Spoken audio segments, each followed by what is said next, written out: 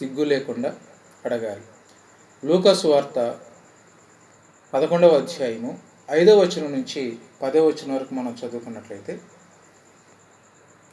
మరియు ఆయన వారితో ఇట్లనెను, మీలో ఎవరికైనా ఒక స్నేహితుడు ఉండగా అతడు అర్ధరాత్రి వేళ ఆ స్నేహితుని యొద్దకు వెళ్ళి, స్నేహితుడా, నాకు 3 రొట్టెలు బదులిమ్ము, నా స్నేహితుడు ప్రయాణము చేయుచు మార్గంలో నా యొద్దకు వచ్చి ఉన్నాడు, అతన్ని పెట్టుటకు నా యొద్ద ఏమీ లేదని అతనితో చెప్పిన ఎడల, అతడు లోపలనే ఉండి, నన్ను తొందర పెట్టవద్దు, తలుపు వేసి ఉన్నది, నా చిన్నపిల్లలు నాతో కూడా పండుకొని ఉన్నారు, నేను లేచి ఇవ్వలేనని చెప్పున, అతడు తన స్నేహితుడైనందున లేచి ఇయ్యకపోయినను, అతడు సిగ్గుమాలి మాటి మాటికి అడుగుట వలనైనను లేచి అతనికి కావలసినవన్నీ ఇచ్చును అని మీతో చెప్పుచున్నాను.